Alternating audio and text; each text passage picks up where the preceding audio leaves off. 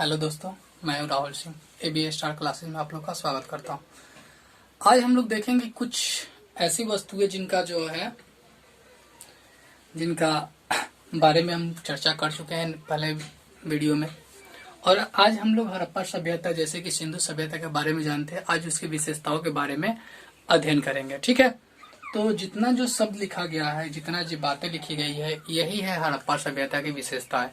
और इनसे अधिक और पिछले वाले जो वीडियो बनाए हैं उनसे अधिक कभी भी क्वेश्चन आज तक नहीं है आए हैं और ना पता लगाया गया है और इससे ना ज्यादा कभी पूछे गए हैं। या तो बीपीएससी हो, यूपीएससी हो या कोई भी कॉम्पिटिटिव एग्जाम हो, इससे ज्यादा क्वेश्चन नहीं आए हैं। तो आई होप कि आप लोग देखेंगे, समझेंगे और इसे नोट डाउन करेंगे और समझने की कोशिश करेंगे, जिससे आपके एग्जामों में कभी भी इस सभ्यता से क्वेश्चन ना छूटे। ठीक है, ये प्राचीन सभ्यता का एक पार्ट है जिसके बारे में हम चर्चा कर चुके हैं। ये सभ्यता जो थी, अब अभी जो वर्तमान में है, कुछ हिस्से तो भारत में पढ़ते हैं, नहीं तो वर्तमान में पाकिस्तान में पढ़ने लगे, कुछ अफगानिस्तान में भी पढ़ते हैं। ठीक है, तो इस प्रकार देखा गया कि और उस टाइम जो है बहुत जगह पे सभ्यता जैसे कि उजागर हुआ, लेकिन ये इतना बड़ा सभ्यता और नागरिक शहरी सभ्यता कहीं पर नहीं थी। ये प्रथम है जहां पर नागरिक सभ्यता थी, जैसे कि मिस्र की सभ्यता, मेसोपोटामिया की सभ्यता, ये सभी सभ्यता जो है और बहुत सारी सभ्यता है। लेकिन ये जो सभ्यता, इससे बड़ी कोई सभ्यता नहीं थी, यही सबसे बड़ी सभ्यता थी। तो चलिए आते हैं, इससे बने क्वेश्चनों को देखते हैं। वीडियो अगर पसंद आता है तो लाइक कीजिएगा, कमेंट कीजिएगा, दोस्तों के पास शेयर कीजिएगा और इसे सीखिएगा। और अगला वीडियो चाहते हैं तो बेल आइकन को प्रेस कीजिएगा, जिससे मेरा जो भी वीडियो हो आपके पास पहुंचेगा और उससे लाभ प्राप्त कीजिएगा। ठीक है, तो ये जितनी भी बातें लिखी गई है, इसी से क्वेश्चन आपके एग्जामों में मिलते हैं। ठीक है, तो अच्छे से इसे देखेंगे, समझेंगे और राइट डाउन करेंगे। चलिए आते हैं। आप चाहे तो पहले स्क्रीनशॉट ले सकते हैं, क्योंकि इस पे काट कूट कर देंगे हम।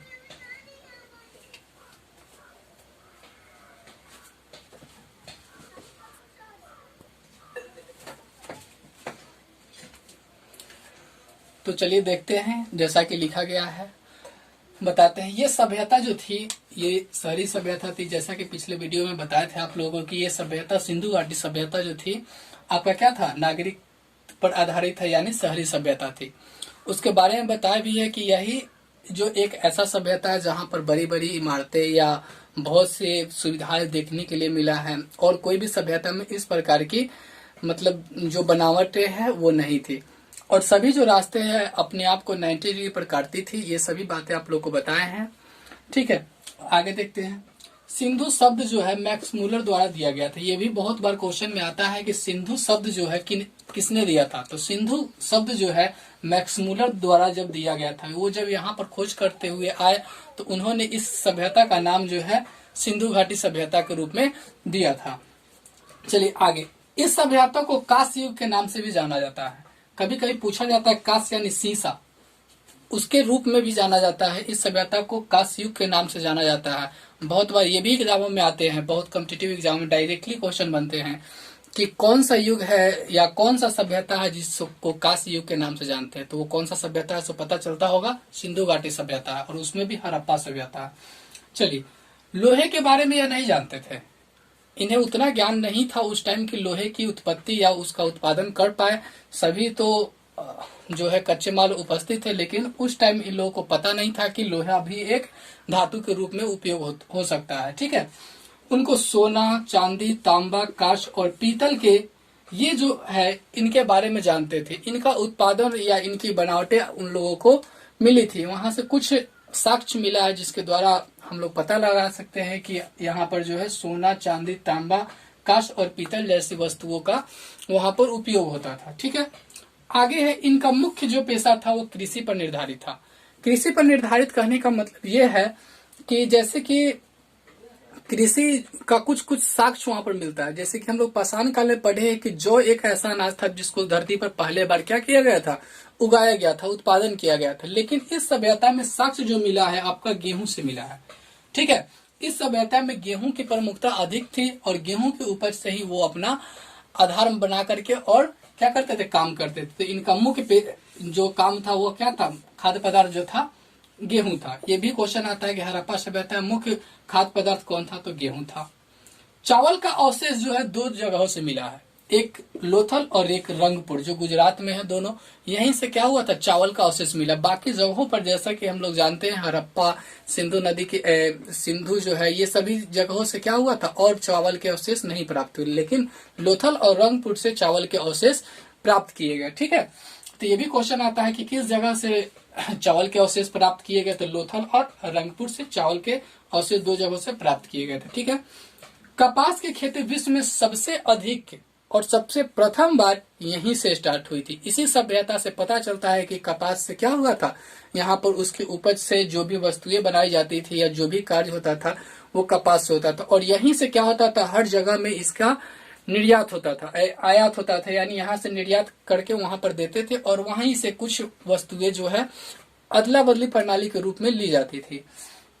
ठीक है, तो कपास की खेती विश्व में सर्वप्रथम सिंधु घाटी सभ्यता में शुरू हुआ था, सिंधु घाटी सभ्यता में शुरू हुआ था। ठीक है, कुबर वाला बैल इनका महत्वपूर्ण जानवर था। जैसा कि हम जानते हैं कि सिंह वाला जो बैल होता है वही इनका मुख्य क्या था, जानवर था, महत्वपूर्ण जानवर था, जिससे ये अपने कार्यों में शामिल करते थे और उनसे भी इनको बहुत बड़ी लाभ प्राप्त होती थी। ठीक है, उसके बाद कहता है घोड़ा का अवशेष जो है सुरकोटदा गुजरात से प्राप्त हुआ है। यहाँ कहने का मतलब ये है कि गुजरात जो है एक तटवर्तीय क्षेत्र है और वहां से अनुमान लगाया जाता है कि वो जो घोड़े होंगे, जैसा कि हम लोग जानते हैं अफगानिस्तान में घोड़े का बहुत बड़ा संख्या में उत्पादन, मतलब बोलते हैं कि वहां पर बहुत ज्यादा घोड़े हैं, तो वहीं से ये तटवर्तीय जो है आपका अफगानिस्तान से लगता है, तो वहीं से कुछ कारण बस या जो जिससे निर्यात किया जाता था उसी से क्या हुआ, घोड़ा का यहाँ पर आगमन हुआ। तो वहीं पर आकर के 1, 2 या 3 आए होंगे जिससे वहां पर मर गए और उसकी संख्या में बढ़ोतरी नहीं हुई। तो सुरकोटदा ही जगह था जहां से क्या हुआ था, एक घोड़े का अवशेष हमें प्राप्त हुआ था, जो कि गुजरात क्षेत्र में। याद रखेंगे कि जो तटवर्तीय क्षेत्र है गुजरात, वहीं से क्या हुआ था, घोड़े का अवशेष हमें प्राप्त हुआ था। उसके बाद अंतर्राष्ट्रीय व्यापार मेसोपोटामिया इराक से करते थे। ये भी क्वेश्चन आता है कि मेसोपोटामिया जो था एक सभ्यता था, वो कहाँ का था, तो कहाँ का था, इराक का था। ये सभ्यता भी थी लेकिन इतनी बड़ी सभ्यता नहीं थी जितना बड़ा जो है हड़प्पा सभ्यता है। ठीक है, चलिए आगे आते हैं, देखते हैं। कपास का निर्यात किया जाता था और सोने का आयात किया जाता था, यानी कपास यहाँ से दिया जाता था और सोना क्या किया जाता था, वहां से लिया जाता था। ठीक है, और व्यापार जो है अदला बदला जो है प्रणाली पर आधारित है, यानी हम सामान कुछ देंगे तो वो भी हमारे उस के बदले में क्या करेंगे, कुछ सामान देंगे। तो यहाँ से कपास का निर्यात किया जाता था और वहां से आयात किया जाता था सोने का। ऐसी जैसे सोने चांदी, यही सभी का क्या हुआ था, अलग अलग जगहों से, अलग अलग सभ्यताओं से, जिसका धीरे धीरे करके उजागर हुआ, वहां से क्या किया जाता था, भारत में निर्यात किया जाता था, जो अब टुकड़ों में बढ़ चुका है। तो अदला बदला प्रणाली पर आधारित थी। कभी कभी ये भी क्वेश्चन में आता है कि व्यापार जो था किस प्रणाली पर आधारित था, तो अदला बदली प्रणाली पर यह व्यापार आधारित था। नगर योजना इसका महत्वपूर्ण विशेषता है। नगर के बारे में जैसे कि बताए थे कि नगर में बहुत सारी ऐसी विशेषताएं देखने को मिली जो किसी भी सभ्यता में अभी तक देखने को नहीं मिली है। जैसा कि आज हम लोग वर्तमान में देखते हैं, उस तरह से उतने साल पहले यानी 2800 साल पहले जो है यहाँ पर हो चुका था। हर घर में टॉयलेट था, हर घर से नालियां गुजरी होती थी, हर घर में आंगन था, हर घर से क्या होती थी, हर घर के रास्ते जो है, रास्ते के तरफ मुख नहीं खुल करके दूसरे तरफ खुलता था, जिससे क्या हो कि अंदर की तरफ गंदगी नहीं जाए, घर के अंदर नहीं जाए। एक लोथल जगह है, जैसा कि हम बताए कि गुजरात में, वहीं पर जो है देखा गया कि कुछ घरे जो है या कुछ घर के जो मुख्य दीवारें हैं वो रोड के तरफ खुलती थी। ये बहुत एक बार बीपीएससी में पूछा गया था ये क्वेश्चन कि किस जगह का जो है मुख जो है हड़प्पा सभ्यता में यानी सिंधु सभ्यता में मुख जो है सड़क के तरफ खुलती थी, तो वो लोथल जगह है, जैसा कि यहाँ पर लिखा गया है। उसके बारे में विशेष चर्चा नहीं है, लेकिन ये याद रखिएगा क्योंकि लोथल ही वह जगह है जहां पर वो घर के मुख जो थे आपके सड़क के तरफ खुले थे। ठीक है, वो भी कुछ घरे थे, पूरा का पूरा नहीं थे, कुछ घरे थे। ठीक है, उसके बाद आ गया सड़कें सीधी होती थी और अपने आप को एक दूसरे को कितने डिग्री पर काटती थी, यानी सड़कें जो है इस प्रकार सीधी होती थी और एक अपने आप को 90 डिग्री पर काटती थी, उधर से इधर से। और इस साइड में क्या होते थे, आपके घर बने होते थे, हर साइड में क्या होते थे, घर बने होते थे। तो इसी तरह की सभ्यता थी। और जब सभी सभ्यता को जब मिलाया जाता है तो इस प्रकार का त्रिभुजाकार जो है हर जगह का, अफगानिस्तान का, पाकिस्तान का और भारत का जब मिलाया जाता है एक त्रिभुजाकार आकार हमको प्राप्त होती है। ये भी क्वेश्चन में आता है कि सभी सिंधु घाटी सभ्यताओं को मिलाया जाता है तो किस प्रकार के शेप बनते हैं, तो किस प्रकार के बनते हैं समझ सकते हैं, त्रिभुजाकार बनते हैं। मातृ देवी सबसे महत्वपूर्ण थी। मातृ का मतलब होता है पृथ्वी। पृथ्वी, यहाँ पर जो है पृथ्वी की पूजा की जाती थी और इनको सबसे ज्यादा महत्व दिया जाता था। ठीक है, पृथ्वी का अधिक महत्व दिया जाता था। उसी प्रकार देखते हैं वे पशुपति, आग, नीम का पेड़ और पीपल की पेड़ की पूजा करते थे। यानी उस समय जो है पशुपति, आग, नीम के पेड़ और पीपल की पेड़ की पूजा करते थे। इसका मुख्य श्रेय इसको जाता है कि जब वो अपनी पूर्वजों की अवस्था में थे जब हम लोग जो है अपनी जान की रक्षा करने के लिए, जब शेर या बाघ ये सब का जब अधिकार आता था और हमारे ऊपर जब वो आते थे तो हम लोग आग से अपनी रक्षा करते थे, नीम के पेड़ पर चढ़ के रक्षा करते थे, पीपल के पेड़ पर चढ़ के रक्षा करते थे, बरगद के पेड़ पर रक्षा करते थे चढ़कर।